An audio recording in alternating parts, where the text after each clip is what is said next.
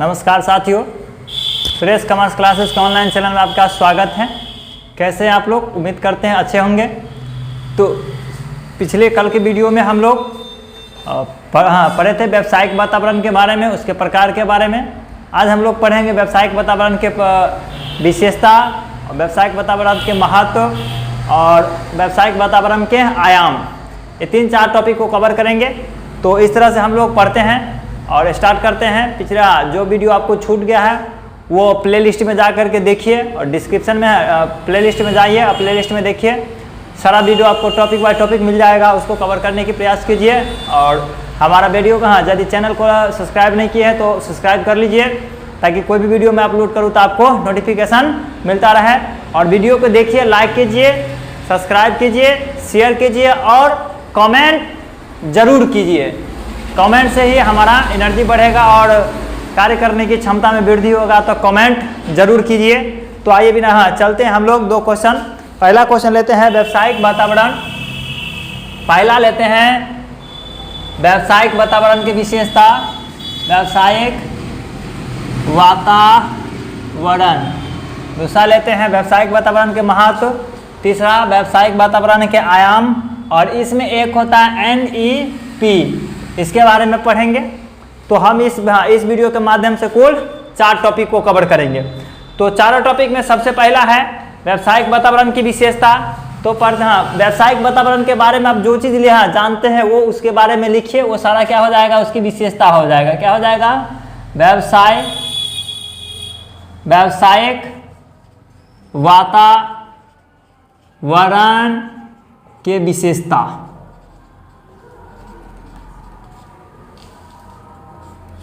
दूसरा है व्यावसायिक वातावरण के महत्व।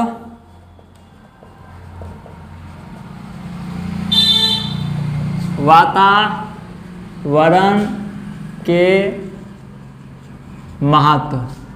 तीसरा व्यावसायिक वातावरण के आयाम।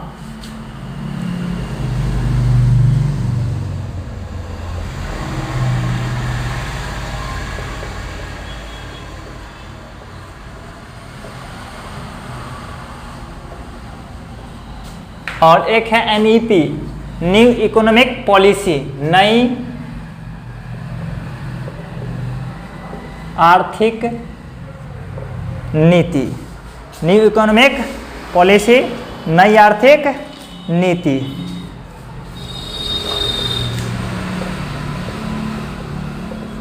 तो इस तरह से हम लोग 4 टॉपिक पढ़ेंगे। तो सबसे पहला टॉपिक में है व्यावसायिक प्रभाव, व्यावसायिक वातावरण की विशेषता। तो विशेषता निम्न है। क्या है विशेषता? निम्न है। तो सबसे पहले समझते हैं गतिशील प्रकृति। क्या समझते हैं? गतिशील प्रकृति। क्या समझते हैं? गतिशील प्रकृति। गतिशील प्रकृति देखते हैं। व्यावसायिक वातावरण, व्यावसायिक वातावरण, व्यावसायिक वातावरण, व्यावसायिक वातावरण के घटक, व्यावसायिक वातावरण के घटक निरंतर क्या होता है? परिवर्तित होता रहता है। क्या होता है? व्यावसायिक वातावरण के घटक निरंतर, क्या चीज? निरंतर क्या होता है?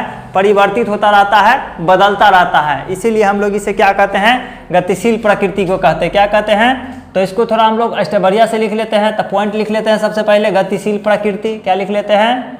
गतिशील प्रकृति। डैश देख लेंगे।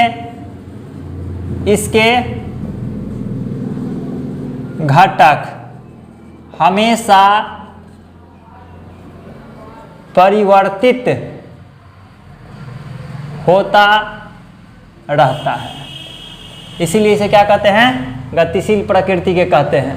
दूसरा पॉइंट क्या होता है? इसके गतिशील प्रकृति का मतलब कि इसका घटक जो है वो घटक हमेशा क्या होता है? बदलता रहता है। इसीलिए इसे हम लोग क्या कहते हैं? गतिशील प्रकृति को कहते हैं। क्या कहते हैं?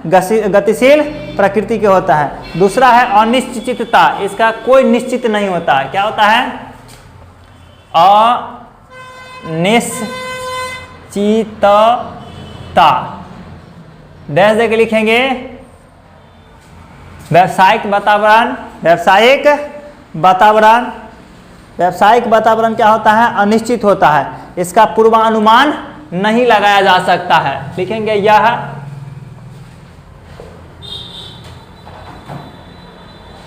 इसका पूर्वानुमान नहीं लगाया जा सकता है। इसका पूर्वानुमान नहीं लगाया जा सकता है। इसके बाद है परस्पर निर्भरता। इसमें क्या होता है? परस्पर निर्भरता। परस्पर निर्भरता। परस्पर निर्भरता। परस्पर निर्भरता।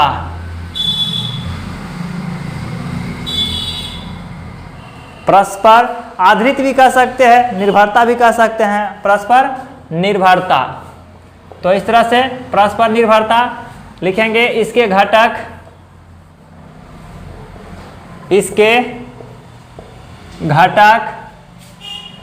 एक दूसरे पर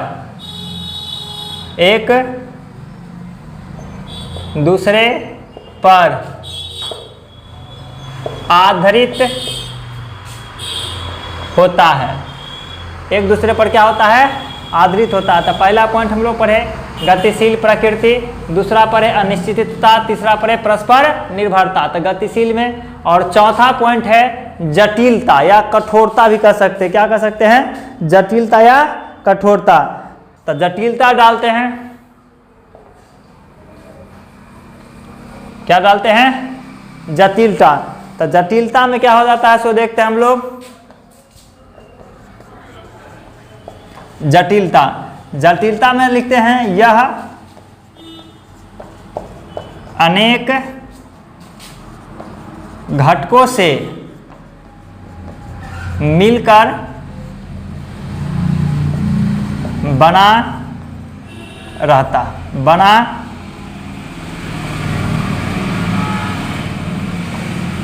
होता है। तो इस तरह से हम लोग चार पॉइंट पढ़े। व्यावसायिक वातावरण की विशेषता निम्न है। पहला गतिशील प्रकृति, इसके घटक हमेशा क्या होता है? परिवर्तित होता रहता है, इसीलिए हम लोग इसे क्या कहते हैं? गतिशील प्रकृति कहते हैं। दूसरा क्या? अनिश्चितता, इसका पूर्वानुमान क्या होता है? नहीं लगाया जा सकता, इसीलिए यह क्या होता है? अनिश्चित होता है। तीसरा क्या है? परस्पर निर्भरता, इसके घटक एक दूसरे पर क्या होता है? निर्भर होता है, इसलिए क्या कहते हैं? परस्पर निर्भरता।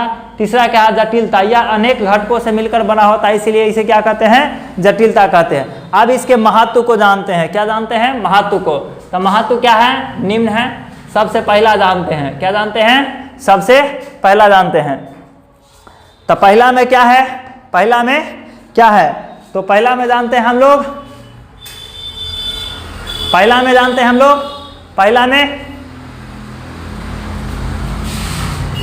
हम लोग जानते हैं पहल करने की।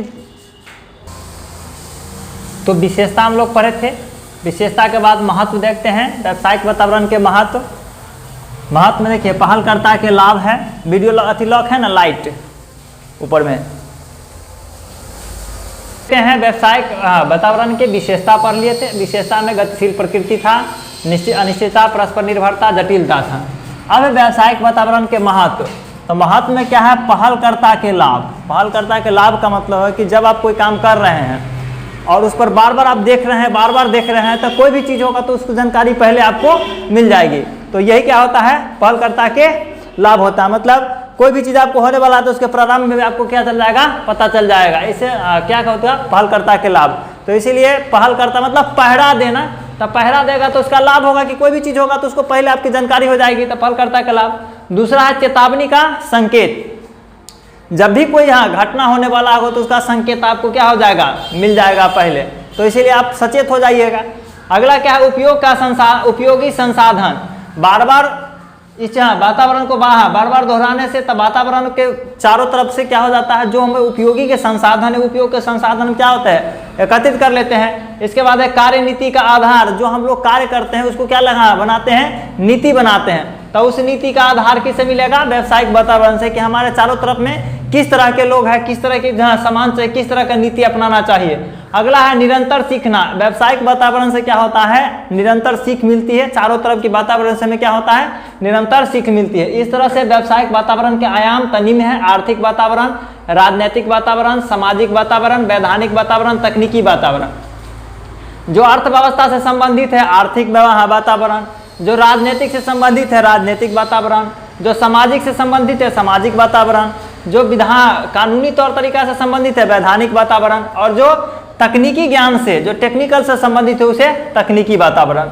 अब है एनईपी नेप, ये बहुत भी क्वेश्चन है। एनईपी नेप, तो एनईपी न्यू इकोनॉमिक पॉलिसी, नई आर्थिक नीति।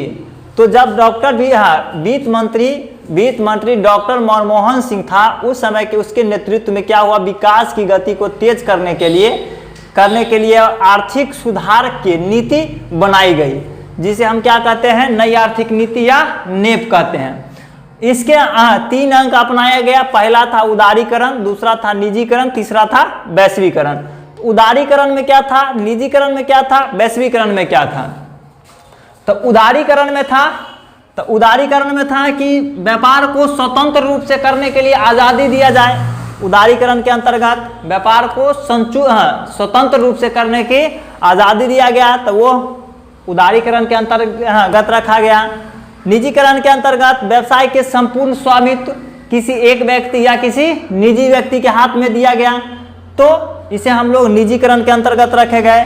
वैश्वीकरण, जब व्यापार को विश्व स्तर पर जोड़ा गया, अंतर्राष्ट्रीय स्तर पर जोड़ा गया, तो वो क्या कहलाया, वैश्वीकरण। इस तरह से नई आर्थिक नीति के 3 अंग। नई आर्थिक नीति वित्त मंत्री डॉक्टर मनमोहन सिंह के नेतृत्व में, वित्त मंत्री डॉक्टर मनमोहन सिंह के नेतृत्व में विकास की गति को तेज करने के लिए, और इसमें और जोड़ लीजिएगा, और आर्थिक सुधार के लिए एक नीति बनाई गई, जिसे हम नेप के नाम से जानते हैं। क्या जानते हैं, नेप, एनईपी नेप कह सकते हैं, और नई आर्थिक नीति पॉलिसी भी कहते हैं। इसके 3 अंग है। कितने अंग हैं, 3। पहला उदारीकरण है, दूसरा निजीकरण है, तीसरा वैश्वीकरण है। उदारीकरण में क्या हुआ, व्यापार पर लगे संपूर्ण प्रतिबंधों को क्या कर दिया गया, प्रत्येक जितने प्रतिबंध लगा था सबको क्या कर दिया गया, हटा दिया गया। यह उदारीकरण के अंतर्गत संपूर्ण प्रतिबंध को हटा दिया गया, ताकि व्यापार क्या हो, आज़ादी से हो। दूसरा क्या था, निजीकरण। तो निजीकरण में क्या कहा गया कि किसी व्यवसाय के संपूर्ण स्वामित्व किसी निजी व्यक्ति के हाथों में दिया जाए। वैश्वीकरण के अंतर्गत क्या हुआ कि विश्व स्तर पर व्यापार को जोड़ा जाए। तो इस तरह से हम लोग व्यावसायिक वातावरण की विशेषता, व्यावसायिक वातावरण के महत्व, व्यावसायिक वातावरण के आयाम और व्यावसायिक वातावरण के में आर्थिक नीति के बारे में पढ़े। उदारीकरण के बारे में पढ़ लिए कि जिस इसके अंतर्गत लिख लेते, इसके अंतर्गत व्यापार पर लगे सभी प्रतिबंधों को हटा दिया गया। निजीकरण, संपूर्ण व्यवसाय के संपूर्ण स्वामित्व, व्यवसाय के संपूर्ण स्वामित्व किसी निजी व्यक्ति के हाथों में दिया गया। और इसमें वैश्वीकरण में विश्व स्तर पर व्यापार को जोड़ा गया। तो इसको हम लोग लिखेंगे कैसे, तो लिखेंगे नई आर्थिक नीति की वह अंग जिसके अंतर्गत व्यापार पर, नई आर्थिक नीति की वह अंग जिसके अंतर्गत व्यापार पर लगे सभी प्रतिबंधों को हटा दिया गया, उदारीकरण कहलाता है। नई आर्थिक नीति के वह अंग जिसके अंतर्गत व्यवसाय के संपूर्ण स्वामित्व किसी निजी व्यक्ति के हाथों में दिया गया, उसे निजीकरण कहते हैं। नई आर्थिक नीति के वह अंग जिसके अंतर्गत विश्व स्तर पर व्यापार को जोड़ा गया, उसे वैश्वीकरण कहते हैं। तो इस तरह से हम लोग इसको कवर किए हैं। अगले वीडियो में हम लोग अगला लेसन पढ़ेंगे।